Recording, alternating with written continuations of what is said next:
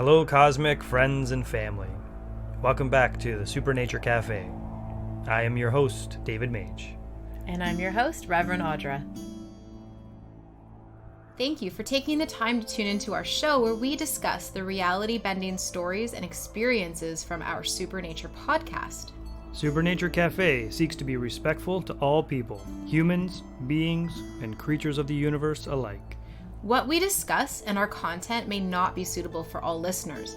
We strive to only speak of truth as we know it. Some listeners may find the experience and stories depicted to be unsettling and disturbing, so listener discretion is advised. Welcome to Supernature Cafe.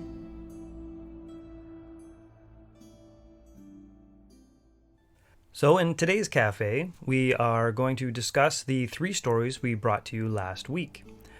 Which each of those stories all had some sort of extraterrestrial involvement, with 2 of them being a person's account of an experience that they had, one of those being a declassified document, and then the third one was a CIA declassified document on explorations of Mars in a non-physical way. Yeah, and I want to thank our listener for sending that over to us the previous week, as when she was listening to one of the stories, she was really inspired by something that kind of triggered her memory of something she had read. And when she sent that over to us, I don't think it was even a question of whether or not we should share it. It was so incredible. We had to. It was really, really neat story. Absolutely. Yeah, I found on numerous levels, I found that to be a very interesting story. But here, let's backtrack a little bit, maybe, and we'll start from the top, and then work our way through the details that we have for these stories. Absolutely. So back to that first one. This one I found on the Canadian government website of declassified documents and first-person accounts of UFO and other unknown encounters. I really liked this first account because it is based in very close proximity to our second account. And I thought the similarities between them were really intriguing. Not to mention, I thought it was quite funny way that the account was written by this person. They just seemed to be very emphatic that they weren't sleeping, that this was not a dream, that they were not hallucinating. They are of very sound mind, that this was a real encounter that they experienced, and that they were just curious if anybody else had said anything or commented or had seen anything like this as well. I thought that was pretty funny. And over 50 years ago, this took place. Yeah, it was, for me, just a quirky, kind of almost silly story, and I kind of liked that about it. And something that I kind of took from that was that knowing the area that it was happening in is not rural.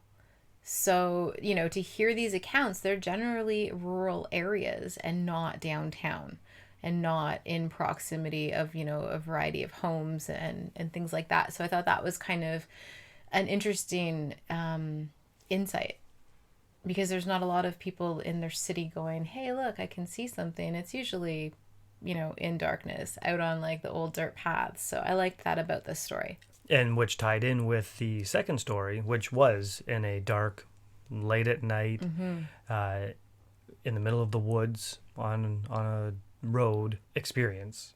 Just a quick side note, though. One thing that's really intriguing is how much declassified video is now being distributed from the government. And it's almost overwhelming at this point, looking at the footage that's being released and what's on them, and the amount of still unidentified flying objects. But at least we're getting to that point where it's irrefutable that there are objects out there that are flying around that seem to defy our capabilities. And I feel like we're so close to that precipice of making that next shift to being like, okay, and they're not from this world either. We'll see how things go. Yeah, and I think we've gone past, are aliens real? Are we alone? Are we not alone? And it's now into, what was your experience with an encounter you can't describe, which to me, I love that because it just means that we're cracking open a little bit more every day. Because I don't think that we can honestly in 2021 sit here and say aliens don't exist, it's all lies. Come on. But I think everyone is starting to kind of get on the same page now that wake up, we're not alone, there are things happening that we can't explain. So it's been really cool going through the stories and just seeing the pure amount of people who are on that wavelength now. And so back to story 2. This was a submitted personal account of somebody, which was, again, close in proximity to story 1 in the Hamilton, Ontario region. And this person clearly remembers a very distinct scenario that took place over 20 years ago that they have obviously never forgotten. No. Them and the other participants in that encounter all clearly and distinctly remember experiencing something. And so this story, who came from Ramo, and thank you, Ramo, again for submitting this story. I think it's absolutely incredible, and what a phenomenal experience to have gone through. The pain aside, Yes. I'm so sorry to hear about the traumatizing hand in the door, but that aside, wow, absolutely wow. Yeah. And he has others too that we'll be sharing in season 2 for sure. Right. So we did get a lot of questions that came in surrounding his story. First one being that, does he think that there is a reason as to why that, UFO showed itself to them? And now, chatting with him afterwards, he can't answer that one. He really doesn't know. He's not sure as to why, I don't think anything really resonated with him, but do you have any thoughts on that? Well, I thought it was interesting too that in talking with him, you found out that he was a believer before. Yes. Like aliens, the whole idea of aliens and stuff like that wasn't a, oh my God, like mind-blowing transition for him. It was a affirmation for him. I'm not sure what the others participants of that evening, how they felt about it, but it was neat to see from him that, hey, he was on board with these guys beforehand. So seeing them hovering over top of him was a definite wow factor, but it didn't shift his beliefs. No, I'm sure it strengthened them in, some subtle way, I guess, but he already had those beliefs that this stuff was real and is happening, which kind of lead into a few more questions that we went through as to, whether or not he believed that these were in fact UFOs or a UFO, which he firmly does. He stated with me that there's no way this could be some form of government, anything, because there was no sound. And that resonates mostly with him, in that we don't have those technologies and those capabilities within our technology here for that to make sense. So he fully believes that, no, this was not government. And it didn't necessarily change his life, which is always a big question for me when somebody has some form of like extraterrestrial experience is, so what happened after? Did you feel a shift? Did you think differently? Like what was happening? And it really didn't change much for him because I think he was already there. He already believed, he already felt all of those things before. Right. So it didn't actually make much of a shift. But another question that came in from somebody was whether or not he would want to do hypnosis to get some more answers. So without the profanities, he says a very emphatic yes. A highly expletive yes. Yeah, he would love to do the hypnosis. And I think listeners know that that's kind of our jam and what we do and how we find information. So that was sort of the next step for them, was like, why don't you put him under and see what happens? And I think that would be very interesting. Oh, totally. I think that's a great segue for just a brief little moment about Dolores Cannon and her impact she had on us with her book, The Custodians. Yeah, that was the first book I think that we both read from her. And it was all about like those who survived the alien encounter and like what that meant. Right. It is hundreds of accounts of Dolores getting clients that were believed to have been abducted or In had it- some sort of alien encounter in some way. And so she used her visualization hypnosis technique to put them in the hypnotic state and re-experience those events. Yeah, and I think it's worth noting as well that those clients came to her from a fear base, and they were concerned and they were scared of that experience, and it was affecting their lives generally in a negative way, something they couldn't place. So she was really helping them to open up and explore what was actually happening, which was really quite fascinating, especially when you take into consideration the sheer volume of people that she dealt with and worked with and how similar these experiences were. Like hundreds. Yeah. Hundreds of accounts of situations that these people couldn't process on their own, that she was able to help them place And move through. out of a fear state Yeah. and into a position of understanding what they went through and why they went through it. Which is so powerful when you can remove those things from your emotional space and actually work through them and look at it so much more objectively. So I think it was amazing, the work that she did. And actually, that's a great point, mentioning objectively, which is a great thing with the hypnosis technique, is you can go back to events like that and take the pain or the subjective fear or emotional state. You can remove yourself from that and look at the scenario from any angle. Yeah. And objectively. Well, and there's a reason why it's not called hypnosis. It's healing hypnosis. So it's such a different style that really allows you to pull yourself out, look at things objectively, and heal through them, because that emotion becomes a bit detached. So it's super fascinating, especially when it comes to alien life forms and like abductions and things like that, because people do generally get really afraid. It's sort of this fearful thing. We don't want to get abducted by aliens.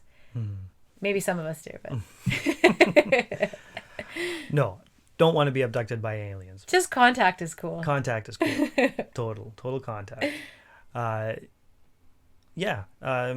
So if you haven't heard of Custodians or Dolores Cannon, please check her work out. She has over 20 books out now, primarily focusing on expanding our concept of our reality, which is a lot of what we try to do here.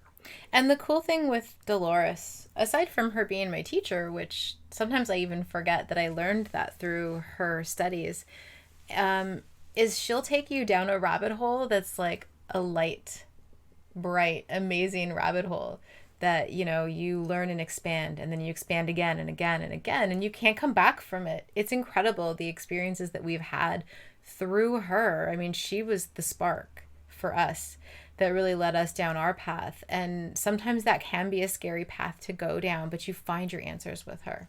And what better person to deliver to you than the most precious grandma possible? So I'll link up some videos. God bless her. too, She's sweet. in the blog to check out of her stuff, because she is incredible. Absolutely incredible. She looks like someone's granny, and she is a force to be reckoned with. Or I suppose was. She's passed for a few years now. But what an incredible human. Yeah. And so unsuspecting. Yeah. I love it. She just opens her mouth and she's aliens, higher self, you know, dimensional travel. And you're like, wait, what? Who just said that? Come back here. So she's definitely worth checking out. Yes. And, you know, that leads us nicely into our story 3, which was the declassified CIA document about a session where this participant was visualizing another world in another time. Which I don't think they were aware of. Right. They weren't aware of it prior to. All they were given was an envelope, sealed envelope, with coordinates of a location and a time in it, which they didn't look at until afterwards. which I thought was such a cool idea that I want to adopt it for a hypnosis session that Absolutely. we do, because how the hypnotist talks through that session, how they're using the visualization, how they're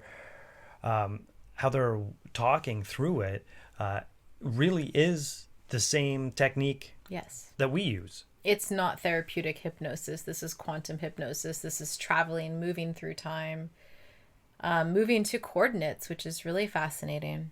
And this was back in 1984 as well. Yeah. So we're looking at over 30 years that this took place. Yeah. And this is just one, which, to point out as well, reading through it has been doctored and altered, and there are parts that have been removed out of there, because There has to be. definitely the flow, as choppy as these sessions can be and as awkward as they can sound, there are still some definite separations of, There's missing time in there. yeah. Absolutely. It doesn't have a flow. And some, again, like you said, sometimes they don't have a flow, but there are certain spots within it where I can look at it and go, yeah, there's no way that you could just do that. There has to be something in between. So that's also interesting, because this is what's being released to us, but it's sort of little crumbs of what's being released. So I would be curious to hear the whole story to this. Because I'm sure they recorded it, obviously, to do that Yeah. transcription. So the original recording, I'd love to be able to find out about that. And their bedside manners, quite, It was military. very military. But yeah, so one thing I really wanted to note about that and the Mars thing, aside from kind of getting it out of the blue from a listener, Yeah. which was, again, I'm phenomenal. so grateful she sent that over. Yeah, was what else is out there because of that. So they did this again back in 1984. They were using this technique. Remote viewing really is just a form of this style of visual hypnosis.